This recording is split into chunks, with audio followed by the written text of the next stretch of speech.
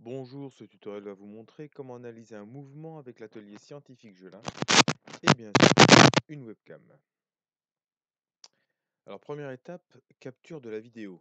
Branchez la webcam et dans l'onglet Acquisition, vous allez déjà devoir centrer la caméra sur le milieu du mouvement, perpendiculairement au plan du mouvement, et aller voir dans les réglages si toute la partie automatique est bien désactivée.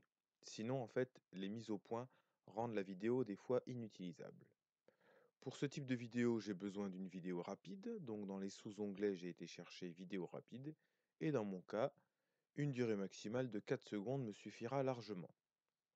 Une fois que les réglages sont terminés, j'appuie sur le petit symbole caméra et je fais l'acquisition de la vidéo.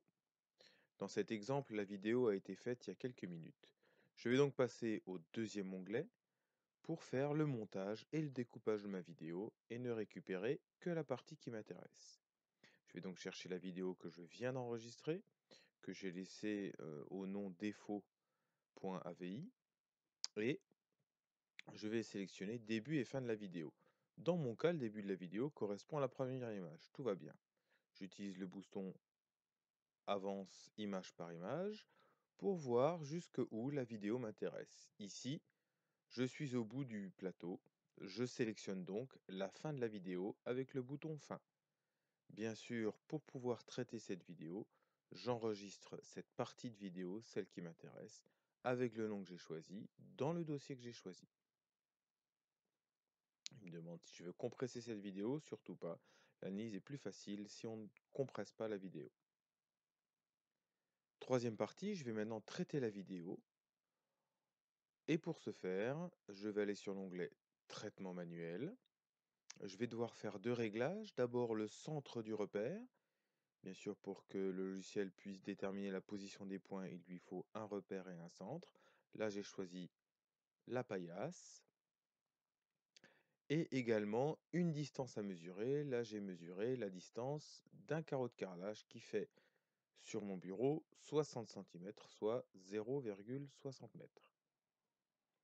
J'ai donc une échelle, un centre de repère. Je peux commencer le traitement en appuyant sur le petit bouton vert et en allant sélectionner le point qui m'intéresse, ici le centre du cylindre. On peut remarquer que j'ai été chercher le petit carré zoom. C'est beaucoup plus facile pour faire le repérage.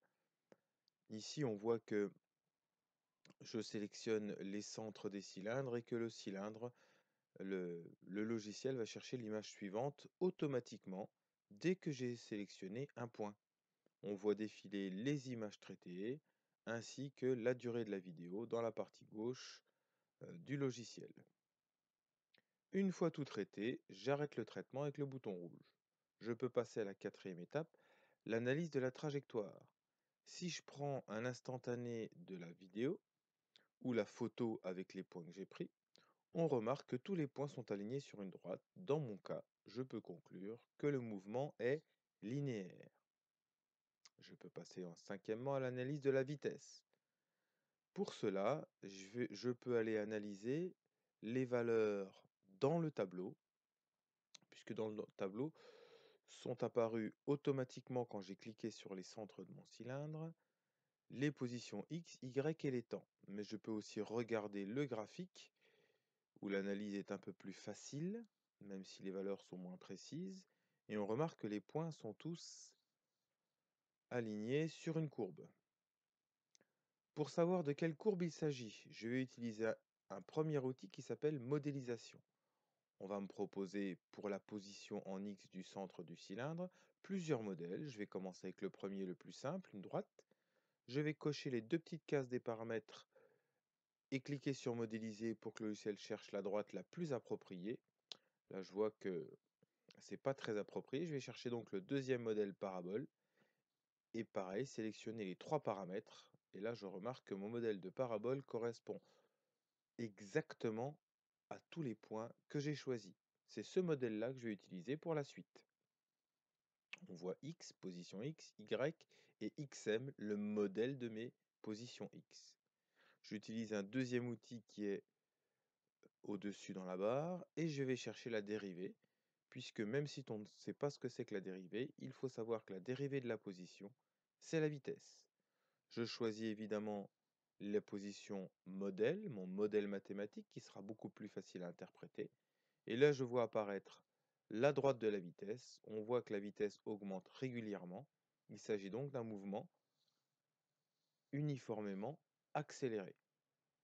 Si je veux avoir les valeurs de cette vitesse, il suffit que j'aille dans la partie tableur, où je peux observer les positions x, y et les temps, et je sélectionne xm', c'est-à-dire la vitesse du modèle mathématique que j'ai appliqué sur mes points. Et là, je peux lire directement toutes les vitesses en mètres par seconde. Si maintenant je veux calculer la vitesse moyenne, je retourne sur le graphique et j'utilise, en utilisant le bouton droit de ma souris, le pointeur. En cliquant sans lâcher le clic de la souris et en glissant du premier au dernier point, je peux obtenir delta x, c'est-à-dire la distance totale parcourue en x, et delta t, le temps total mis par le cylindre pour faire cette distance. Là, on le voit bien. Et du coup, je peux utiliser la formule du calcul de la vitesse moyenne, delta x divisé par delta t. J'ai pris les valeurs exactes prises lors dans mon exemple et j'obtiens 0,344 mètres par seconde. Avec ce tutoriel, vous savez donc acquérir, monter une vidéo, analyser la trajectoire, la nature, la vitesse, modéliser la vitesse et calculer la vitesse moyenne d'un mouvement. Je vous remercie.